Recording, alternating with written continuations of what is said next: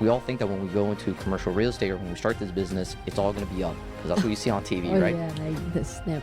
Like a snap of a finger. But little do we know that anything new that you do, it's always going to suck in the beginning. I think the hardest part of doing social media is fighting your inner negative thoughts, right? We are like the worst judge. We're our worst judge. All the time we're criticizing ourselves. Could this have done better? What if I said this? Oh my God, this is going to be weird. People are going to think that, I don't know what I'm talking about. And you really can't listen to that voice because at the end of the day, people don't care. When you're consuming this content, especially if you're doing short form content, they're only consuming it for a second, if that. Oh. So people really don't, they're gonna remember it, but at the end of the day, at least you're trying, and you gotta give yourself a pat on the back. If you can't even get on there, put the camera on and just talk. Most people will never do it. And that's the difference. You can never judge a book by its cover. Oh yeah.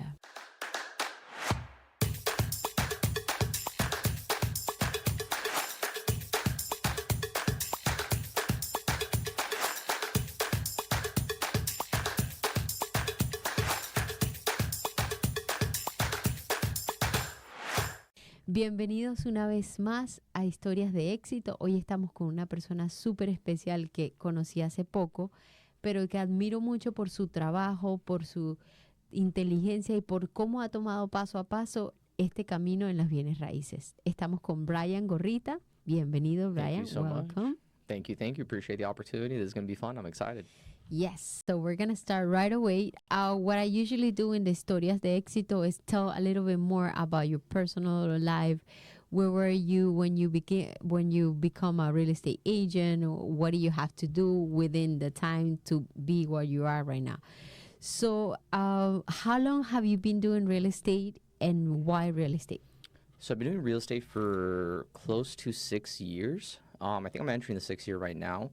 I got into real estate because I've always been interested within the finance space. When I was younger, I wanted to figure out how to get into, at one point I was thinking about leaving, going to New York and working for one of these financial firms. Because I just like numbers, I like business. I'm really into like stocks, analyzing market data and all that. So I was like, all right, maybe that's something that I'll be interested in. But then slowly, surely, I started realizing, hey, real estate is an interesting field too because it's interconnected with everything that we do. So before I transitioned into real estate, I was actually working for Miami-Dade County for roughly 8 years. I was doing budgeting, procurement, contract management. Okay. And it was interesting. I think that career really laid a strong foundation for me because it really served its purpose now that negotiating these contracts, I'm working with these larger corporations and these people, and at least it laid a foundation for me to know like how to structure a deal, especially if you're doing procurement, contract management. There's so many things involved within that because you have so many stakeholders. You're like a project manager at the end of the day. So it's the same thing in real estate, specifically commercial real estate. And to be honest with you, when I first got into real estate, I really didn't have any reference point. There was no one in my family that did commercial real estate. There was no one that worked in the financial space that I knew within my family.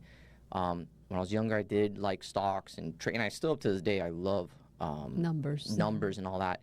And slowly but surely, one of my aunts got into real estate, but that wasn't the main reason why I got. Yeah, that was my question next. Do you had a mentor back then that helped you out or like introduce you? No, I didn't have a mentor per se. When I chose to make the career switch, I was doing Miami-Dade County at the same time. I was working for the government, and I was like, all right, so what else can I do here to supplement my income? Because, hey, things are expensive here. Oh, yeah. And I always knew at some point I was going to make a pivot in my career. I'm very focused and goal-oriented. So I was like, all right, at some point I'm going to get out of here. But I need to figure out what's going to be the next step and how do I break into it. So when I started working for the Miami-Dade County, I was like, all right, I can use my public sector experience, which is very transferable into the private sector.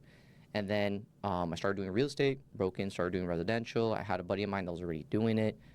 He taught me basically the ropes, how to structure a deal, how to sign the as-is contracts, how to fill out all the paperwork that you need to do, because no one's going to teach you that. There's no course out there. Oh, yeah. There's videos and comments and people that have done it, but they don't really sit down with you and teach you like step by step. None. They don't teach you any of that stuff. So when I started doing residential, it was good. It was a good experience, but I realized that the conversations were about, the paint on the wall or,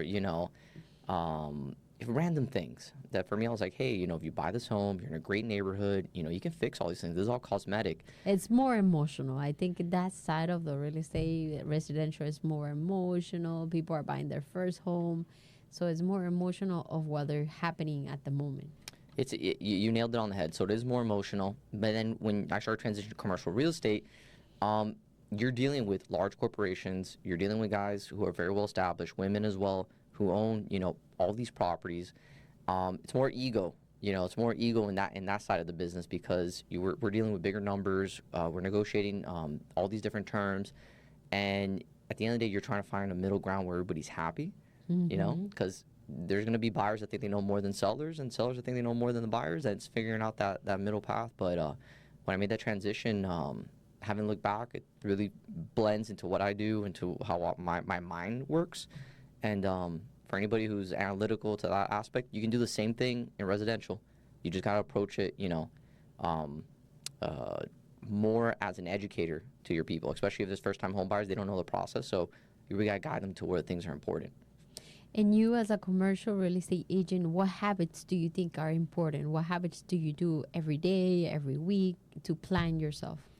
The biggest thing is you got to be goal-oriented, but you also got to break into that goal into small little pieces. So I like to plan out my year into quarters. So I'm like, all right, this is where I'm at. This is the goals for quarter 1, quarter 2, quarter 3, quarter 4, and how are we going to hit there? And the biggest thing is it's, all right, you may have a goal to, sell 100 million in real estate. All right, what's going to be the approach that you're going to try to do? And everything is about testing, iterating.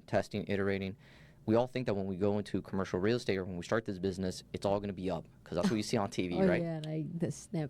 Like a snap of a finger. But little do we know that anything new that you do, it's always going to suck in the beginning. And I think having that expectation that's going to suck is going to set you up to really succeed because you're going to already have a more realistic mindset of what this business is. People like to think that real estate is just, it is advising, but at the end of the day, you got to hit goals, you got to hit numbers, you got to work with your clients. And when you're in the commercial space, you really know your clients at a very deep level because you got to understand what they want, what's your criteria. And it's more, you got to do your homework. So the biggest thing for any realtor that wants to go in commercial real estate, you got to be tight to your schedule. Same principles as in residential. You got to be cold calling, prospecting, door knock, whatever it is you have to do to build your clientele base. And then you got to be ultra realistic on what you're doing. You can't be attached to the outcome. You really can't care, and you always got to be optimistic at the end of the day. Even if a deal falls through, there's only so much you can control.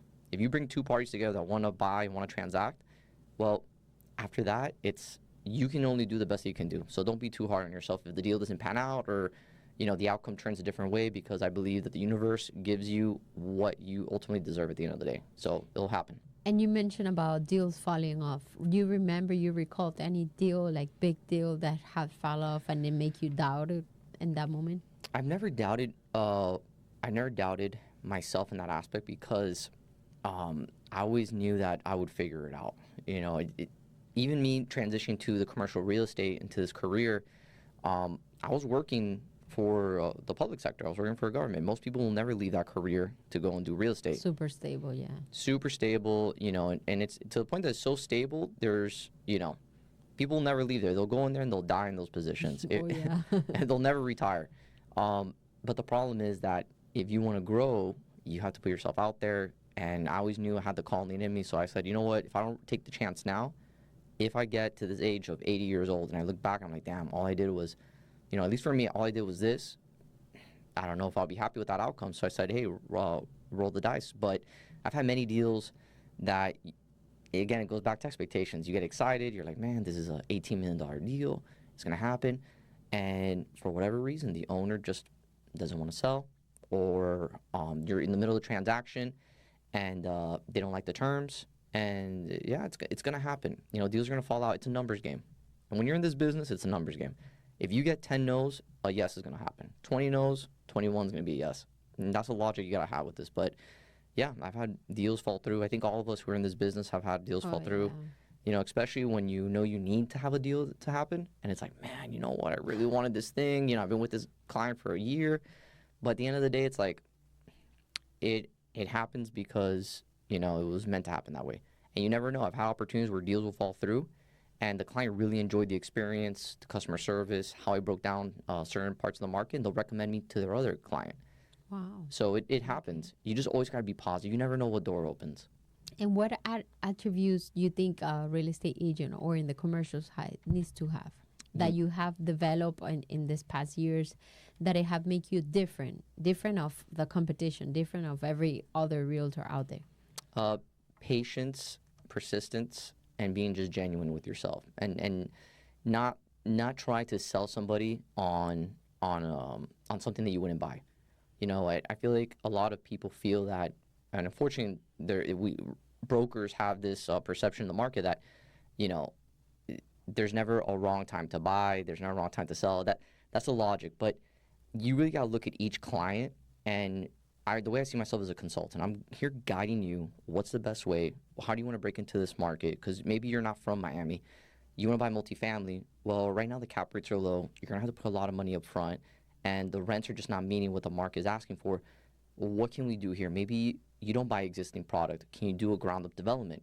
You know, is that something that you can do? Maybe we can find a piece of land that we can do the whole process of getting it approved and rezoned, and maybe you can build the multifamily that you want. It's finding the solution to the problem that they have and then guiding them through it. And I think being a problem solver is number one in this business. Yeah. You know how it is. You know, how many times I've had people, man, I'll go to the residential. I remember I had a client that I want to rent. And we would go around and rent. They were looking at like $3,000 a month at the time. And, 2 months helping them. I was like, man, but renters in this business of residential. Oh, and now they ask for 3 months in 2024. So. Look at that, 3 months, and you're paying almost $10K. Mm-hmm. You never know. Most people will look at that rental deal and think, nothing's going to happen. Well, fast forward, that rental person ended up buying a townhome. They didn't want to rent anymore. They said, oh, man, why am I going to pay $3K in this? I can do this. They did their own math in their head, like for an extra, $1,000, I'd rather just own it and get the appreciation. And the deal happened. So that's why you can never judge a book by its cover. Oh, yeah. And same thing with commercial. A client will be like, no, this is my range between, 5 to 10 million. Out of nowhere, like, oh, okay, I can do, if the deal makes sense, we can go higher. It's just you always got to have your eyes open and peeled. Nice. And we met through social media, or let's say through social media, but then we met here in person a few weeks ago. Do you use social media a lot? How much time or money you invest in social media? So I've been doing the social media for the past 4 years. The reason why I started doing the social media is because I feel like this is the future. Myself, I don't really consume cable television. I'm watching a lot. I get my news. I get information. You consume YouTube television. Exactly. That's our new TV. That's our new TV, YouTube television. I don't pay for cable. I'll go on YouTube. I'll start watching all the videos I need to watch, and I'll be informed of what's going on in the market. And it's such an amazing tool to reach new people, especially if you view this as you're serving people, and you got to view what you're doing as a storyteller. So how can I turn, at least for me, the way I thought about it, how can I turn a boring topic that most people go to sleep listening to into something that was engaging? Because at the end of the day, real estate affects all of us, right? Oh, yeah. We don't think about that. All right. And did it happen from one day to the other that you decided, okay, let me go into Instagram, because it's a difference to be a consumer than to be super actively posting, recording video, putting information out there of like good value content? I think the hardest part of doing social media is fighting your inner negative thoughts, right? We are like the worst judge. We're our worst judge. All the time we're criticizing ourselves. Could this have done better? What if I said this? Oh my God, this is going to be weird. People are going to think that, I don't know what I'm talking about. And you really can't listen to that voice because at the end of the day, people don't care. Remember, when you're consuming this content, especially if you're doing short form content, they're only consuming it for a second, if that. Oh. So, people really don't, they're gonna remember it. But at the end of the day, at least you're trying, and you got to give yourself a pat on the back. If you can even get on there, put the camera on and just talk. Most people will never do it. And that's the difference, and you got to understand that you are going to suck for a while until you get better. But it's the analogy like I spoke to before, like you go to the gym, you're overweight, you want to lose 100 pounds because you're obese and you need to do it for your medical health. Just like for your business, you need to do social media because it's part of your business. You need to do it. That's how you reach new audience. Well, you're not going to lose 100 pounds in a couple months. It's going to take you a whole year. So if you have that approach that this is a long-term, patience, iteration, I'm going to keep learning, evolving, at some point you're going to get better at it. And then the audience is going to enjoy it. And you really want to think about the audience. Would I care about watching this? And that's how I come up with all my ideas. Do I care about this topic? If I don't care about it, I'm not going to do it. So. And do you recall any like story or something funny that had happened to you coming from social media? Someone that had contacted you, someone that had writing to you? All the time. So I've had people, very interesting people, reach out to me, want to do interviews. I've had people for also business opportunities. Nice. So it's been a great tool. It definitely works, but it's not an overnight process. It's something that it's if you're using social media to get rich quick, that's not how it works. You gotta first provide that value, and then over time, relevance, exact. People are gonna know that you know your stuff. Remember, we live in a society that people can fact check you in 3 seconds. Yeah. And they ChatGPT. 100% ChatGPT all day. So everyone's gonna be like, hey, is this guy full of it? Is she full of it? You know, and it's gonna take time, right? But eventually, once you have an audience that trusts you and you gain that trust, you gotta hold that very close. You know, those are people that are looking at your content for relevant information of what's happening.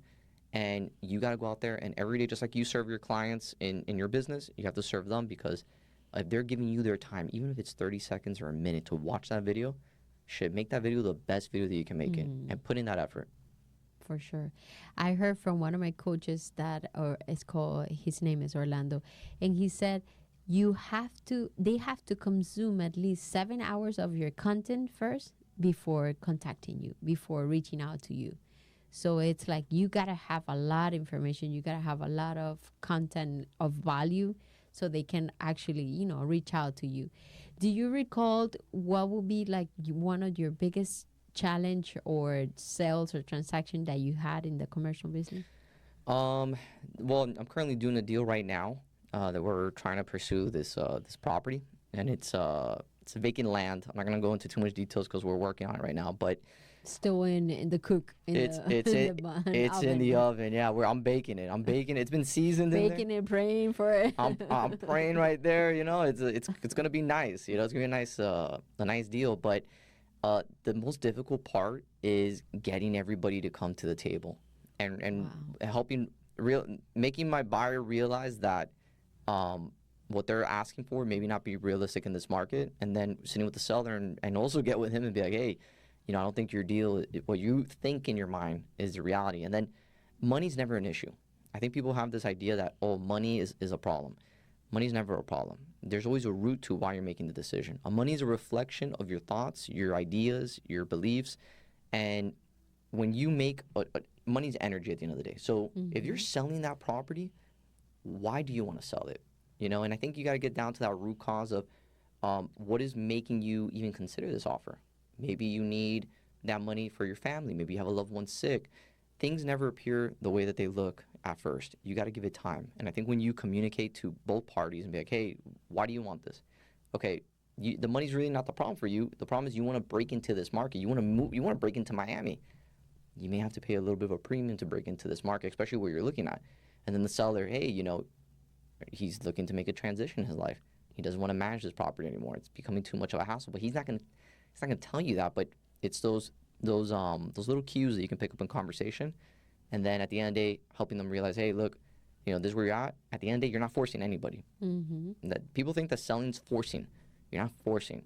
You're just helping people make the best informed decision. If this deal happens because you want to do this and you're happy with it, then we make it happen. But yeah, the most difficult part is probably this one that I'm working on now, because it's bringing everybody together, and it's over $10 million, but it's a deal that I think both parties at the end of the day are going to be happy with the outcome. Nice. And as you mentioned before, you're a consultant. That's your job, not to sell or to list. It's just to consult and walk the person through the whole process. 100%. I'm not trying to do psychology here and make you, you want to sell because you have to, but if you got to be realistic with your number too. If not, then there's other opportunities out there. Bryan, and what are one of the things that had taught you in this whole process in the commercial market that you think we can apply in the residential market? I think the biggest thing is if you view, so in commercial real estate, when we're analyzing a deal, we're not just looking at just the financial figures for that property. We're looking around the political environment. in that market that you're in. So how do the local leaders view projects there? You know, because you don't want to buy into a community where they're really against development or they don't want this type of development to happen here. You really got to understand that market. The other thing is you also want to understand what is the economic engine driving that market. Okay. What are future plans that possibly the city may want to pursue to grow that market that you're in? So one thing is looking at the financial side of that operation, of that building or whatever you're trying to acquire, but then you got to look at the whole market. Same thing when it goes into you're looking at stocks. You know, you look at the company, you look at the financial, okay, but what are their future prospects? Maybe they're going to launch, you know, a drug. And like, for example, Ozempic. Everybody's taking Ozempic, the little drug there. Who would have known that company that released it was going to have such a crazy drug? Nobody would have predicted. So it's a lot of work. I think if you transition those skill sets into residential, because people really, again, going back to the money is a portion of the problem, but it's not the main thing. So if you're buying your first family home, you want to make sure the schools are good. You want to make sure the neighborhood's safe. You want to make sure that you're happy in that community. What are things going on there? Are the people in there similar mindset? You know, what's the profile of that community look like? Is it established? Is it new? So those are things you should care about. And then at the end, you want to see, okay, financially, do the numbers make sense? And if they can afford it, then you pull the trigger. Good. Perfect. And what do you think, in your opinion, will be one of the challenges that us as a consultant or real estate agent will be facing in 2024? I think the biggest issue realtors in the past, especially the ones who came into the market 2-3 years ago, the COVID ones. The COVID ones, they were very excited, right? Everything was easy. You can get a listing. Even the rents were super high. Yeah, right? How crazy were those rents? I'm sure your listings they nuts. say that it went up onto like a 30% on the price. Look at that. For the past 3 years. That's crazy. Think about how much rents and price have gone up. I remember here in Miami, like, people will tell you, hey, if you do not go over asking, forget about it. You're not even going to get this property. Like, go back there. And that's how it was. Even in my listings, people were going tens of thousands of dollars over ask, waiving appraisal, waiving contingencies, just to get a townhome. And you're like, what is this? So I think the agents that came into that market, they were at the top, right? They entered a market cycle where it was a lot of free money floating around. Interest rates were low. Everybody was partying. You could have done the bare minimum and still made $100,000, right? You didn't have to prospect. You didn't have to be too disciplined. An aunt or uncle or family member friend will reach out to you, and you do maybe 5 deals, you know, that year. Oh my God, you're a genius. You're making money. Now, this is how real estate is. So you're dealing with high interest rate environment. Affordability is at an all-time high right now. Most people are like scared to even buy at this moment, and there's a lot of uncertainty in the market. So I think for an agent that's coming in here, you have to be willing to work your butt off to get what you know you should be getting. So whatever work you did, if you did a quarter of the work 2 years ago and you were getting all that money, well, you're going to have to do 5 times that work so you can make the same amount of money. So it's about duration. You got to be persistent. You got to have that positive attitude. And then it's all about this saying that I heard is from Denzel Washington. If you stand long enough in a barbershop, you're eventually going to get a haircut, right? Okay. And that's the mindset that you need to have. You're going to be in that barbershop, but one day you're going to get that haircut. And right now the market may be a little bit slow, but in these slow seasons, we're supposed to be doubling down on everything, doubling down on networking. If you don't have anything planned, if you're taking a lunch by yourself, don't take a lunch by yourself. Reach out to a lender or reach out to somebody that you may want to be trying to talk to. Do a podcast like how we're doing. But the biggest thing here is for 2024, you got to be prepared because 2025 is going to look very interesting. Don't be too pessimistic because remember, we're brokers. So when we hear people, real estate's we make money based on volume and transaction, right? More volume, more transaction, more money. When it's stagnant, it's tight because there's not much deals flowing around. So for us, if the market goes really high, great. You know, the prices are more expensive, higher commission, whatever. If asset values start dropping, okay, so there's some distress in the market. If a true professional broker will navigate that. Everyone's buying in every market, even now. In every market. There's people still waiting for the interest to come down from 2 years ago, 3 years ago, and people still buying. And so I always say, like, today is the best day to buy, but tomorrow is going to be the second best day to buy. And that's a great point. Think about what you just said there. People are waiting for rates to drop. If rates drop, all right, let's say they go back to 3. What are prices for homes going to do? Unless they're going to shoot up, unless people start losing their jobs. If people lose their jobs, And that's the only reason why I would see the Federal Reserve dropping rates is if the economy starts suffering, right? Like, start losing jobs, something weird happens, who knows? The Federal Reserve's going to have to inject the economy with cash to get things going. If everything stays the same like how we have it now for the next couple of years, high inflation, everything's super expensive. Yeah, now to go to the groceries is expensive. How much you spend in groceries? Oh, you don't want to know. Tell me, entertain me. I have a big family, so we went from 150, then of course the family grew up to 200 a week, then now we're like in 350 a week. Think about that. And that's without, like the cleaning stuff and the toilet paper and the extra stuff that you had to buy. That's crazy. And that's not like we're not picky on food. We buy regular stuff for a family of 6, but how much you spend on food? Oh man, I mean, too much. I spend too much. I go out to eat, so I don't have kids or anything right now. But when I go out with my fiance, we're we go out to eat. It's anything in Miami, even if you don't get drinks, like just a restaurant. Well, that's what I heard last week. I heard this lady that she had a podcast, and she was like, we noticed that we were spending too much money on going out to eat. 100%. So you're and your fiance, how much will be like your monthly out there to eat out? Easy. Any restaurant in Miami, the moment you get in your car, you're spending a minimum $100. Oh, That's so true. You got. I don't even want to look at your bill when you go out and eat. Like your bills would probably double that, 200, easy. So the moment you leave your house on a Saturday, Friday, Sunday, you already know $100 just left your wallet. Easy. For groceries, I'm probably spending maybe like $100, 150. That's once a week. You gotta, you need food to live, right? I live had milk on the the refrigerator. Yeah, or go and buy some meat in bulk, put in the freezer so it can last you the winter. But yeah, no, things are expensive. So I think if you're life is expensive right now. You were telling me before that you had clients that they were waiting to buy, that were waiting to rent, then they were waiting to buy, then they're now waiting to move out of the state. 100%. Those people that were like, yeah, I mean, this was 2019, 2018. They were like, yeah, I want to buy. And you could have bought a townhome in Kendall for like $200,000 in a nice townhome. And they're like, no, it's too expensive. I can't afford it. And they were renting almost comparable at the time. Then look at townhomes now. They're going for $500K plus. With high interest rates, forget about it. You're even if you do FHA, the lowest payment, like deposit down, your payment is easy for $4,000 up. Oh, yeah. Easy.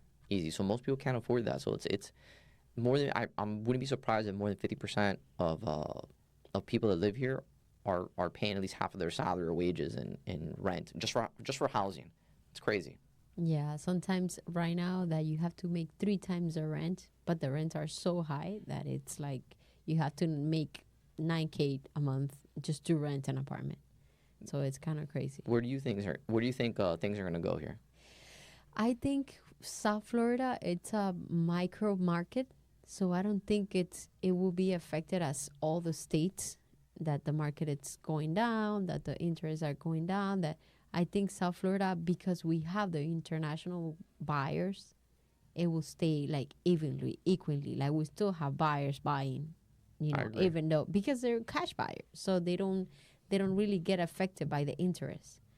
Instead, they get better chances or better opportunity because they're buying cash.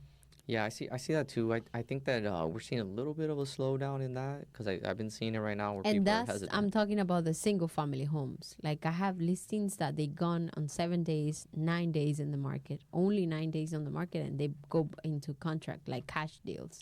It's crazy, huh? But this is single family home. In the condo, it's so different because we have all the special assessment, all the violations that some buildings have. So, and if you're gonna buy something with no special assessment, then it's way too high. Like we're talking about cities like Doral, Davie, Weston.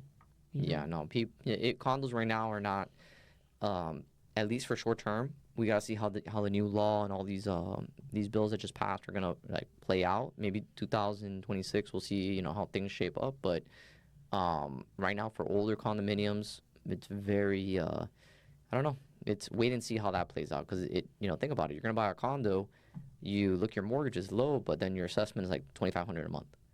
And you're like, hey, like why am I gonna spend $2,500 and I'm only in like an 800 square foot apartment? no, I'm not going to do that. So we'll see. Single family homes, I agree with you. Though that's been flying off the shelf. And depending what area it's in too, right? Yeah. So But even Culture Bay is way high. now Like they're it's flying out, huh? Mm-hmm. Man, I haven't looked in Color Bay in a minute there. So it's moving, huh? Mm-hmm. Man, Miami's going to be crazy in the next coming years. I'm so interested to see the next 10 years how Miami plays out. I don't think these prices are going to go down unless we see massive layoffs. But let's see. Exactly. Yeah. No, I don't think so either. I don't think prices are coming down. No, at least not for that.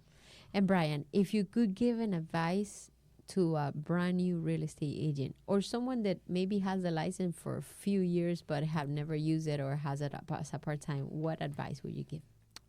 Invest in yourself a lot and learn the tools that you need to be successful. So whatever it is, if you need to learn, let's say you need to do coaching, to get a coach or mentor, try to make the investment to learn this business. Because if you're starting out raw, it's so difficult to learn. There's so many intricacies, how to get the clients, how to prospect.